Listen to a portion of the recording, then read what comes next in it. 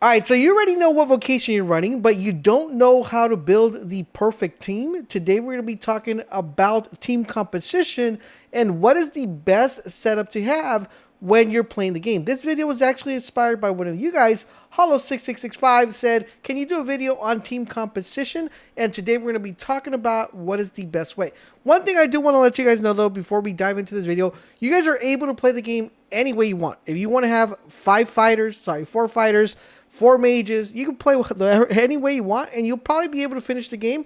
I'm just going to provide you guys with the most informative way that I personally feel after playing 60 hours the game, that's going to make your life just a little bit easier. So if you like how that sounds, a like would be greatly appreciated, and let's dive right into it. So there are a couple things we need to talk about before I tell you guys what we're doing. So I think in retrospect, it's going to be determined based on who your main character is. I kind of just divided the characters into half. There's going to be the person who wants to be the tank and in-your-face damage. And then we're going to divide the other crowd into the person that wants to stay a little bit of a distance, do a lot of damage, and have the pawns do the work. Now, I know there's different types of other game styles here, but we're just going to put these in these 2 categories just to simplify the video and not overextend the video too long. So once we determine that, then we're able to do a team comp. Now, I'm going to mention the 2 critical characters that have to be in any party, and then we're going to diverse and talk about the other 2 individual ones. So you're going to need a tank. Okay, so that's regardless if you are the tank or that's regardless if you pick a pawn as a tank. So basically the tank's main role is going to be to aggro the enemy. So the enemy is going to concentrate on you constantly. Now the question is, do you want to be the one handling that, or do you want your pawn to be handling that? Now, if that is the case, your number 1 character to pick for this is going to be the fighter. So if you want to be the one that aggros, you're going to pick the fighter. If you want to have a pawn that aggros, you're going to have to pick the fighter. Now, it's extremely important that you have one of these characters, okay? If you want to go with 4 archers, you can, but this is just extremely important. You're going to need someone to tank. Another thing that you're going to need that is extremely important and one of the most important things in the game is health. Health is extremely important because there is no other way of actually getting health repetitively if you do not have a mage. And the mage is currently the only one early in the game that's able to heal you. Now, the beautiful thing about the mage is as you level him up as your main pawn or as your pawn that you pick up, he's going to give you really cool benefits when it comes to getting your health back, even giving you insta health. So making sure that, if instead of having your health regenerate, it's going to automatically instantly heal you to get your health back. So it's extremely important that you have a mage. So the 2 main characters that we could not get rid of unless you want to play the way you want to play that are extremely important in the game is to have a tank, someone who's going to aggro, and to have a healer. So you're not going to be able to live without that, especially early. You have to have a fighter and you have to have a mage. Now that we got the 2 main characters that have to always be in your party, even though if you do progress a little bit further, you could probably swap some around, which I'll tell you guys a little bit later. Or I'll probably have a more in-depth video, as you get to a higher level, because you're going to be able to do a little bit more. You're probably going to change your vocation by then. But early stages, you really need to have a mage and a fighter. Now, that leaves us with the following. It leaves us with an archer. It leaves us with a trickster. It leaves us with a warrior, mystic spearhand. So it leaves us with these characters that we could kind of go in, a sorcerer, that we could kind of go into there and see where we want to apply. So the other character that I'm going to recommend you 100% look out for is a sorcerer. Now, the reason being is that the sorcerer, a lot of people think, oh, it's just an upgraded version of the mage. It's not an upgraded version of the mage.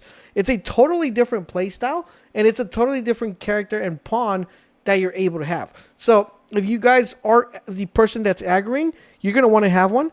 If you have an archer or you're a mage, you're still going to want to have a sorcerer. Now, the reason is because the sorcerer, out of all the characters in the game, is the only character that does the most amount of damage of AoE damage. So that means area of effect damage. So if you have a constant amount of enemies rushing you or coming against you, or you're fighting an enemy and that enemy has a bunch of little mobs around them, you're going to want to make sure you clear those mobs. You're going to make sure you get rid of them. So one interesting thing about the game, since you're constantly on foot on the game, you're not going to be like riding a horse. You're not going to be riding a mount.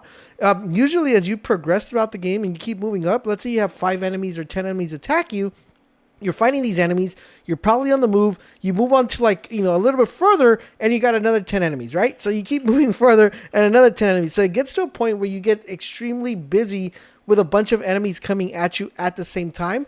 And if you don't have the proper armor, if you don't have the proper things, you're going to need a character that's going to be able to disperse at least 10 of these enemies. If you're overwhelmed by 30, get rid of 10, 20 right off in one single hit. So the sorcerer is going to be the one I personally feel that is going to be extremely crucial early in the game to get rid of these, a lot of AoE. Even further in the game, when you do deal with more multiple enemies and enemies that are able to tank just a little bit more, it becomes very crucial to have a sorcerer.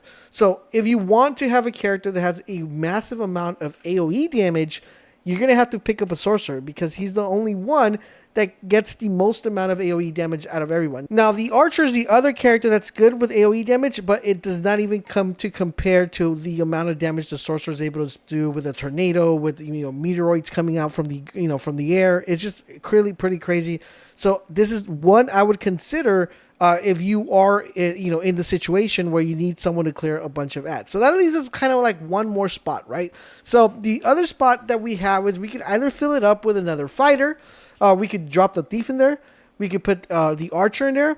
And I personally feel, guys, that the best way to play the game is to have either 2 characters that are going to be primarily focusing on aggro, and then have 2 characters that are going to be doing damage, or have 3 characters that are focused on damage and 1 that aggros. So that's the combo that I personally feel. I feel like diversifying too much is going to put you in a disadvantage. So in this case, I feel like the warrior needs to go into this category. Now, the reason why the warrior needs to go into this category is because he's totally different from the fighter. So the fighter, right? The fighter is able to absorb damage. He's able to defend. Now, the warrior is completely different. The warrior is super duper tanky in the sense that his armor is his tank. So the big difference comparison I could give you here. So as a fighter, right, when you block the damage that's coming to you. A warrior doesn't block. A warrior actually parries. And what makes the warrior great is that he does a ton of damage when he actually hits someone. Okay, he does a ton amount of damage. So if you're looking to have a perfect balance of health, aggroing, a bunch of AoE damage, and a bunch of, one single hit damage, then the warrior is going to be the class you're going to want to put as your pawn, due to the fact that you constantly want to have a ton of damage being done, but you also want to have a nice synergy when it comes to you not taking too much damage. So I think the warrior fits in perfectly here. Now, I know a bunch of you guys are like, yo, Laser, what about the thief? Yo, Laser, what about the archer? So this is my theory when it comes to the archer and the thief. So the problem is that I don't have a problem with them, but the only issue I have as far as synergy is concerned with the thief and with the archer, the thief is super mobile. Okay, it's super mobile, just the same as the archer. They're able to switch positions. They're able to do a lot of things. And I personally feel that early stages, you could probably get away with a thief in your pawn system, and it's going to help you quite a lot because they're able to steal a lot and they're able to get a lot of gold. So that's going to help you buy items. It's going to help you buy gear because he's constantly stealing, right? He's constantly stealing. But I think whenever you go into a fight, that's where it becomes a little bit cumbersome. If you have two thieves or you have 2 archers, you want to make sure you have someone that's able to hit with a punch. And I feel like the warrior is that character. You want to have someone that heals. You have the mage, which I feel like should always be in your party.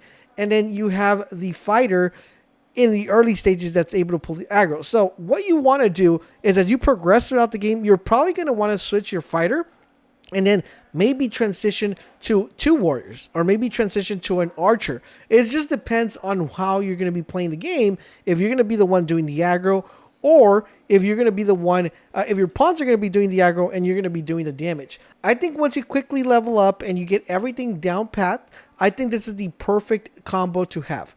A mage, okay, a warrior, a thief, and a sorcerer. I think that's the best perfect combo to currently have in the game right now. I'm pretty sure this will probably change as we level up further into the game and we fight difficult enemies. So you're going to want to make sure you stay tuned to this video for a late game, team composition video. So make sure you guys keep it locked in this channel. Let me know if you guys agree. Let me know if you disagree. I do want to know your guys' opinion. And I hope you guys are excited to get your hands on Dragon Dogma 2.